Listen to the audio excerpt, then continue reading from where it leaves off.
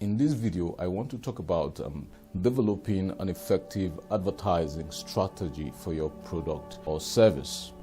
First and foremost, let's get what's the definition of what is advertising. There are actually different definitions of advertising, but most commonly it is the activity of drawing or attracting attention, public attention to a product, business, service, idea, or need, by employing openly sponsored and non-personal messages, especially by paid announcements, in the print, broadcast, and electronic media.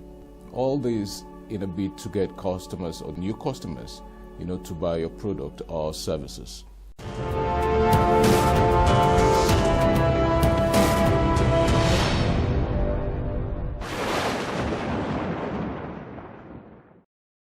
The primary objective of advertising is to inform, to persuade, and to remind. Other objectives include to generate enthusiasm and confidence, stimulate sales, retain loyalty, and project product image, So advertising opens a line of communication, with prospective customers and existing customers.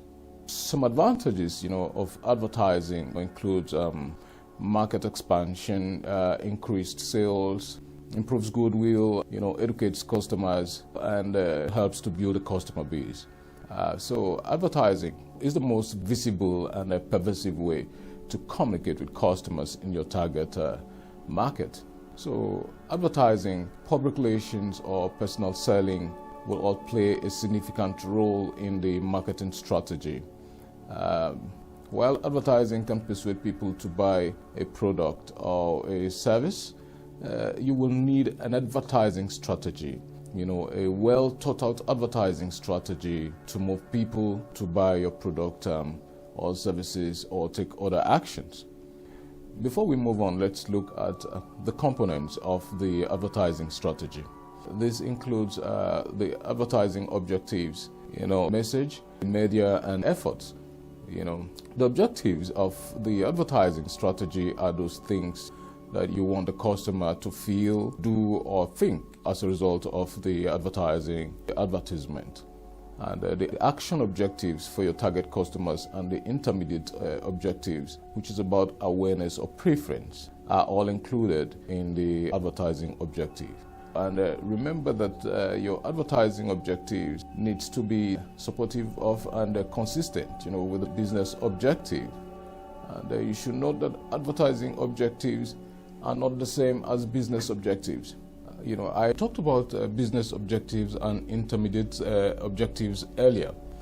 So the action objective is the action you expect or would like your target customers to take as a result of your advertising. And examples of action objectives, are increased usage, model shift, brand shift, product trial, repurchasing, brand trial, and more. And like I said earlier, your advertising objective needs to be very consistent with and supportive of the business objective. And also the components of profits are impacted individually, by the action objective. And I hope you understand this. So it becomes important that you should first determine your action objectives, when developing an advertising strategy. Okay, here's an example. If your business's primary objective is to increase your client base for your advertising business, for instance, then it is obvious that your advertising action objective may just be to convince your target customers to try your service. This is called brand trial. Just as if your primary business objective for your supermarket or sales store is to persuade, your target customers to visit your supermarket more and more often, then your communication action objective will be to convince and persuade your target customers to buy your groceries from your supermarket more and more often. And this is also called the increased usage objective. So you see, there are different messages and approaches or arguments, to persuade the customer to take the required action. Okay, Another example, for instance, is this. Let's say you own a company that manufactures mobile phones, and you are trying to persuade phone distributors in your target market, to buy and sell your brand or product. Then you likely need a brochure that will compare the quality of your brand of the phone, with other already existing phone brands, already existing in the market. And in this case, you'll need a brochure that will compare the specific improvements, and advantages of your own version, of the brand or of the phone, such as higher memory, longer battery life, better camera picture quality, to those that are already in the market.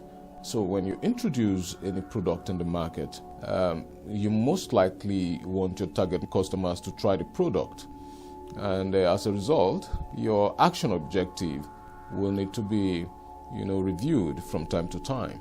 But for mature products, you may apply the increased usage objective as your action objective.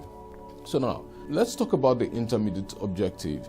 You see, customers go through different stages, before they take action. And using the hierarchy of effects model, the intermediate communication objective actually focuses on those stages, which are awareness, knowledge, liking, preference, conviction, and more. The hierarchy of effects model is actually best in cases, where customers ponder or think about their purchases, or their purchase, but not as much for purchases, that are made on impulse.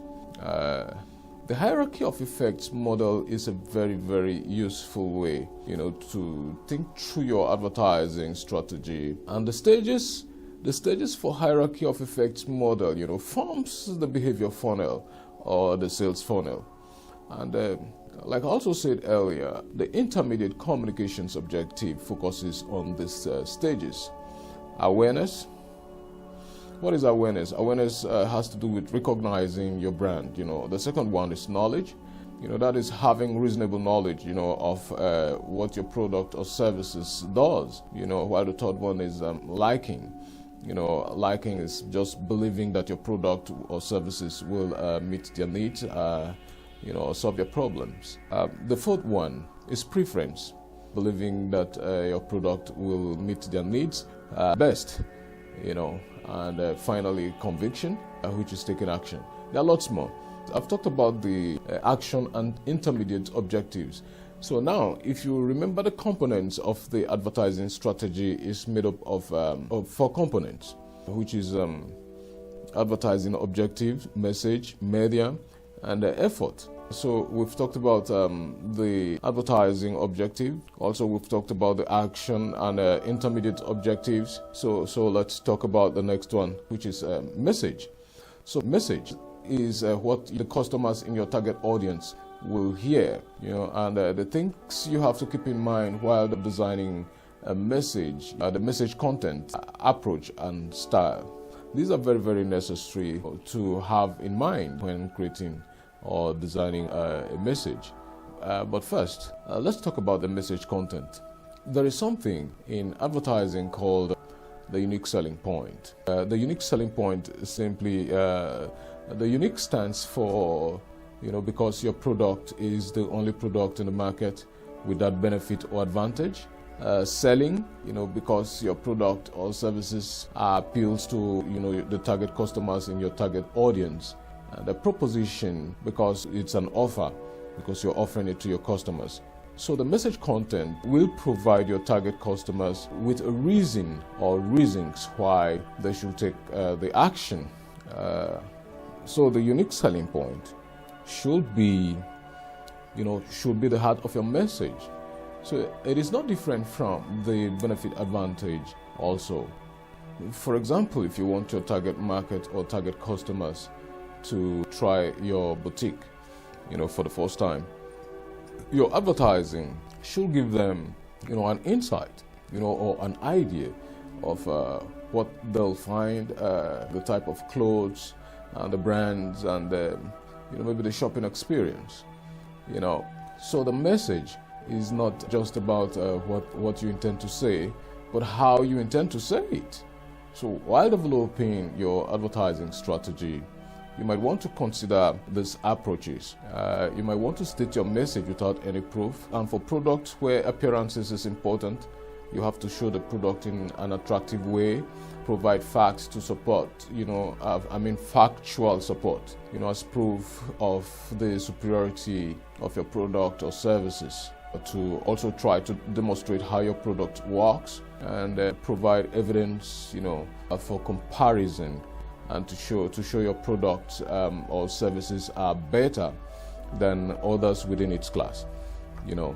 You have to also try to have someone who express how satisfied and good your product or services are, and maybe get a well-known person or authority to endorse your product or services.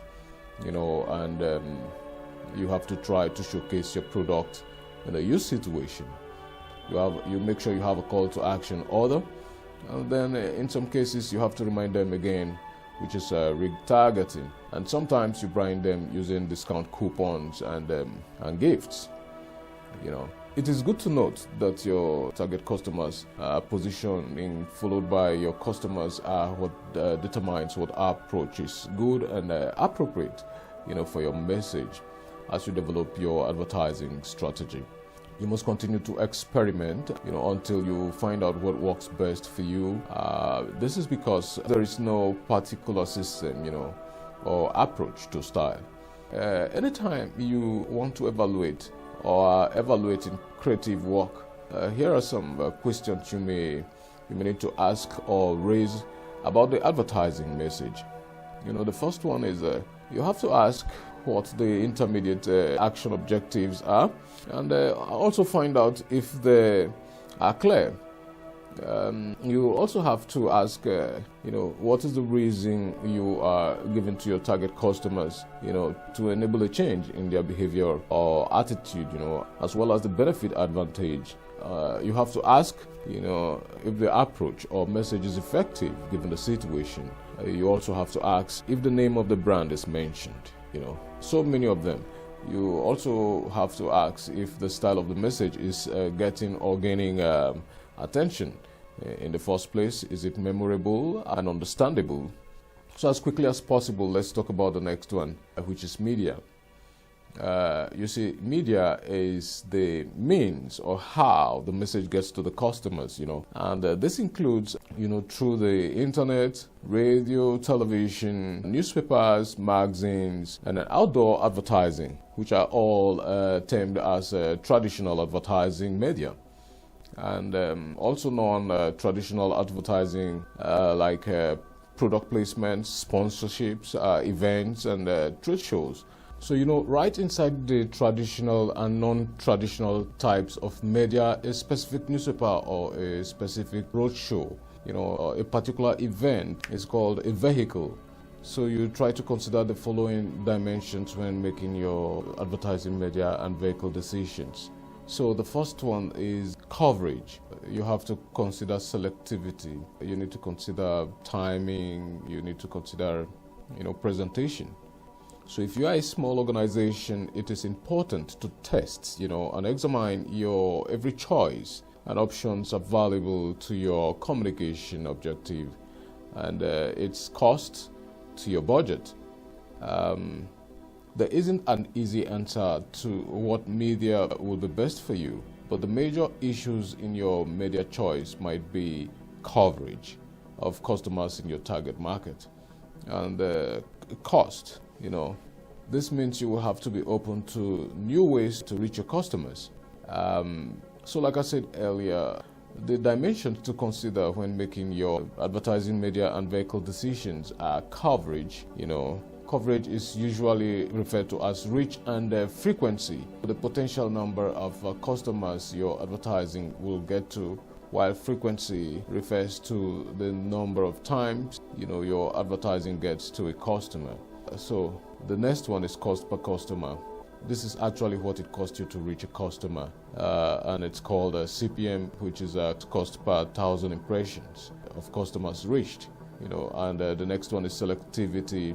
that is being able to concentrate and focus, your target market, hereby reducing waste. And also timing, which is simply the ability to maximize coverage and maximize costs by managing advertising time effectively, and a lot more.